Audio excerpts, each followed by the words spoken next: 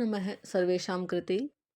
हम अध्ययन करने जा रहे हैं पाणिनीय शिक्षा का, जिसके 16 श्लोकों का अध्ययन हमने पूर्व भाग में कर लिया है। जिसमें हमने क्या जाना था, शंभू के मत में 63 अथवा 64 वर्णों को जाना था, जिनको स्वयं भगवान ब्रह्मा जी ने कहा था। उन वर्णों का विभाजन 5 प्रकार से बताया था: स्वर से, काल से, स्थान से, आभ्यंतर प्रयत्न से एवं बाह्य प्रयत्न से। उनमें से हमने सबसे पहले क्या जाना था, स्वर से उदात्त, अनुदात्त और स्वरित। फिर हमने जाना था काल से ह्रस्व, दीर्घ और प्लुत। फिर हमने जाना था उसके स्थान से 8 स्थान थे। उन 8 स्थानों में से किस स्थान से किन वर्णों का उच्चारण होता है, उसको हम आगे की कारिका से जानते हैं। 17वीं कारिका का अध्ययन हम प्रारंभ करते हैं। कंठ्या अह अवह इचुयशाः तालव्या ओष्ठजा वपुषोः मूर्धन्या ऋतुरसा दंत्या ऋतुलसाः स्मृताः।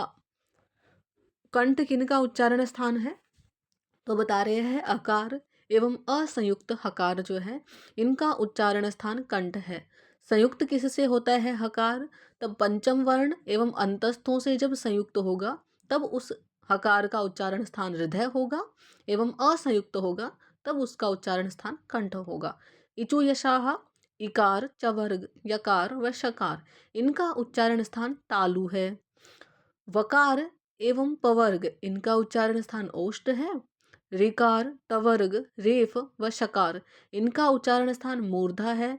लृकार, तवर्ग, लकार व सकार, इनका उच्चारण स्थान दंत माना गया है।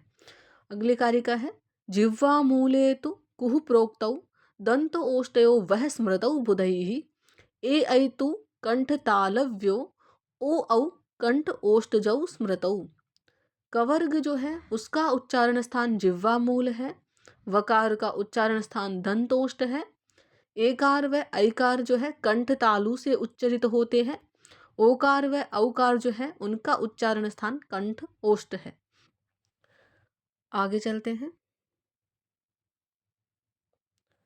अर्धमात्रा तो कंठस्य एकार ऐकार योः भवेत, ओकार औकार योः मात्रा तयो विवृत संवृतम। जो एकार व ऐकार है, ओकार और औकार है, ये संध्यक्षर है, जिनका उच्चारण स्थान 2 जगह बताया। एकार व ऐकार का कंठ तालव्य, ओकार व औकार का कंठ ओष्ठ। तो उनमें से कंठ से कितनी मात्रा का उच्चारण होगा, वह तालु से कितनी का होगा, है ना, इसी के बारे में बता रहे हैं। तो आधी मात्रा जो है एकार और ऐकार में कंठ से उच्चरित होगी, और जो बची हुई है सार्ध मात्रा, उसका उच्चारण तालु से होगा। ऐसा ही ओकार और औकार में भी होगा। आधी मात्रा का उच्चारण कंठ से होगा, और जो सार्ध मात्रा है उसका उच्चारण जो है वो ओष्ठ से होगा। ये जो कंठ से उच्चरित होने वाली आधी मात्रा है, वो भी कैसी होती है, संवृत और विवृत के भेद से विभाजित होती है। अब कह रहे संवृत क्या है और विवृत क्या है। संवृतम मात्रिकम ज्ञेयम, विवृतम तु द्विमात्रिकम। घोषा सर्वे संवृताः, घोषा व संवृता सर्वे, अघोषा विवृता स्मृताः। जो भी संवृत वर्ण है, जो एक मात्रिक बताए हैं, वो घोष है, और अघोष कौन है, जो विवृत द्विमात्रिक है, उनका कारण जो है वो विवृत है, ऐसा बताया गया है। आगे है स्वराणाम ऊष्मणाम चैव विवृतम करणम स्मृतम, तेभ्यो अपि विवृत एंगौ ताभ्याम एचौ तथैव च। कह रहे हैं स्वर एवं ऊष्म वर्ण जो है, इनका करण जो है विवृत होता है। तेभ्यो अपि, और उन्हीं स्वरों में से जो एंग है, एंग प्रत्याहार, उनका जो है करण वो विवृत होता है, एवं ऐच जो है उनका करण विवृत तर होता है। अनुस्वार यमानां च नासिकास्थानम उच्यते अयोगवाह विज्ञेया आश्रय स्थान भागिनः।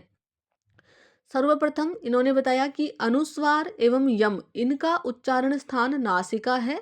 फिर योगवाह, अयोगवाह, ये क्या है, इसको ही बताते हुए कह रहे हैं युज्यन्त इति योगाः वर्ण समाम्नाये पाठ योगम प्राप्नुवन्तः, अर्थात वर्ण जो है उनको जानने में बिना किसी और के योग में जो पठन योग्य होते हैं वो योगा होते हैं, न योगाः अयोगाः। वर्ण समाम्नाये स्व आश्रयं विना पाठ योगम अनश्नुवानाः, अर्थात बिना किसी अन्य के जो है वर्ण समाम्ने में अपने आश्रय के बिना जिनका पाठ योग नहीं हो सकता है, अध्ययन नहीं हो सकता है, उनको अयोगाः कहा जाता है। वाहयन्ति पाठ व्यवहार कार्यम शब्द उच्चारणेषु निर्वाहयन्ति इति वाहा। जो पाठ कार्य में शब्द उच्चारण का निर्वाहन करते हैं, वाहन करते हैं, उनको वाह कहते हैं। इस प्रकार अयोगवाह को जो है बताया गया है कि अयोगवाह क्या है। यही कहना चाह रहे हैं कि जो किसी अन्य शब्द के आश्रय के बिना नहीं वाहन कर सकते अपने अर्थों का या फिर शब्दों का उच्चारण, उनको अयोगवाह कहा जाता है। उनमें से अनुस्वार, विसर्ग, जिह्वा मूल्य, उपदमानीय और यम, ये पांचों क्या है, अयोगवाह के अंतर्गत आते हैं। अयोगवाह का मतलब है आश्रयभूत, जो है दूसरे के आधार पर ही बोले जाते हैं ऐसे। अनुस्वार यम यद्यपि भवन्ति आश्रय स्थान भागिने किंतु तेषां स्थान नासिका च भवति इति उच्यते। अर्थात अनुस्वार और यम जो है ऐसे हैं जो अयोगवाह के अंतर्गत भी आते हैं और नासिका इनका उच्चारण स्थान है, ऐसा भी कहा जा सकता है। जो भी अयोगवाह है वो आश्रय स्थान भागिन होते हैं, अर्थात ये अन्य पर आश्रित होते हैं। इनका उच्चारण अन्य जो आश्रय है इनका उस पर आश्रित होता है। अलाभ वीणा निर्घोषो दंत मूल्य स्वराननु अनुस्वार तो कर्तव्यो नित्यम रो सशेषु च।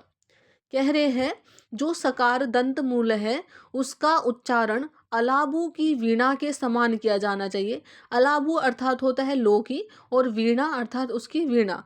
अलाबू की वीणा के समान जो है दंत मूल्य सकार जो है उसका उच्चारण किया जाना चाहिए।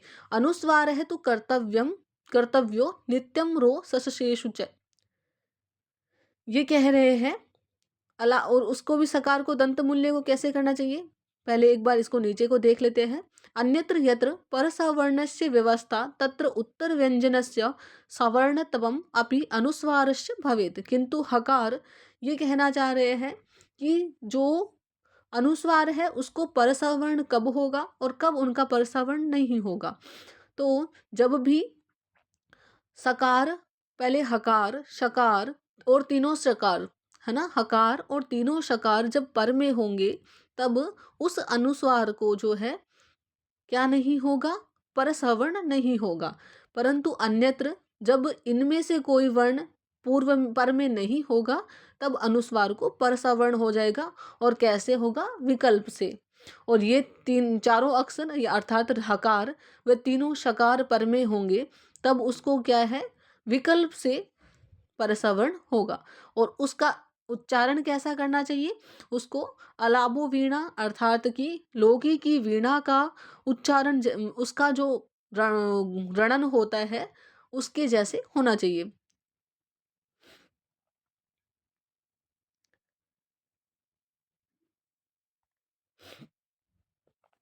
अनुस्वारे विवृत्या तु विरामे च अक्षरे द्वयम् अक्षरद्वये द्वि ओष्टयो तु विग्रहिणीयाद् यत्र ओकार औकारयोः।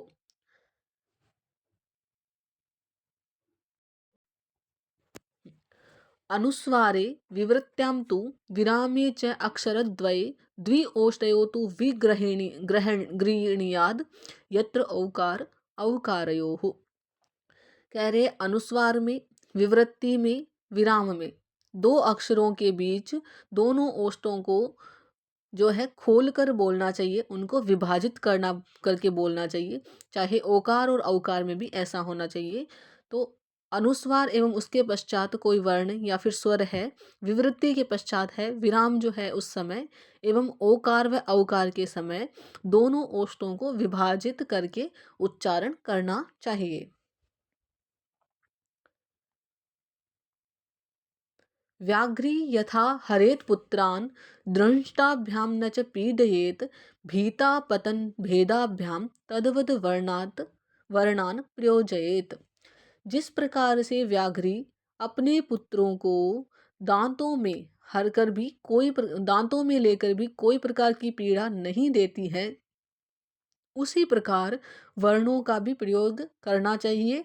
किस डर से? जिस प्रकार से व्याघ्री अपने पुत्रों को कोई चोट ना लग जाए उस डर से उनको दांतों में लेकर भी कोई प्रकार की पीड़ा नहीं देती है, वैसे ही वर्णों का प्रयोग जो है इस प्रकार करना चाहिए कि उनका भी कोई प्रकार का पतन ना हो जाए। ये उच्चारण का तरीका बताया गया है। यथा सौराष्ट्रिका नारी तक्रंग इति अभिभाषते एवं रंगाः प्रयोक्तव्याः खे अरांग इव खेदया। जिस प्रकार से सौराष्ट्र अर्थात क्या है यहाँ पर गुजरात, जिस प्रकार गुजरात की जो महिलाएं हैं तक्रंग इसको बोलती है, उसी प्रकार जो रंग वर्ण है उनका उच्चारण करना चाहिए, जैसे खे अरा इव खेदया। ये इसका उदाहरण देकर बताया है। सौराष्ट्र जो है वो गुजरात को कहा गया है। तक्रंग किसे कहते हैं? दही को। तो जिस प्रकार से उसका उच्चारण करती है वैसे ही रंग वर्णों का उच्चारण करना चाहिए।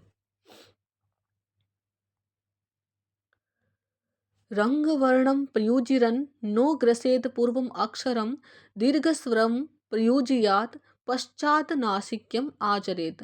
जब भी रंग वर्णों का प्रयोग किया जाए या फिर उनका उच्चारण किया जाए तो पहले अक्षर को ग्रसेत नहीं ग्रसित करना चाहिए, उसमें किसी प्रकार का जो है दोष नहीं उत्पन्न होना चाहिए, और दीर्घ स्वर जो है उसको पहले उच्चारण करने के पश्चात ही नासिक के जो वर्ण है उसका उच्चारण करा जाना चाहिए। हृदय च एक मात्रः तु अर्धमात्रः तु मूर्धनि नासिकायां तथा आर्धम च रंगशेव द्विमात्रता। ये बता रहे हैं कि रंग वर्ण जो है दो मात्रा वाला होता है, जिसमें एक मात्रा हृदय से उच्चरित होती है, आधी मात्रा मूर्धा से उच्चरित होती है, आधी मात्रा जो है वो नासिका से उच्चरित होती है। इस प्रकार से जो रंग वर्ण है वो दो मात्रा वाला होता है। हृदयात उत्तरे तिष्ठन कांशेन सम अनुस्वरन मार्दवम द्विमात्रम च जघन्वा ओ निदर्शनम।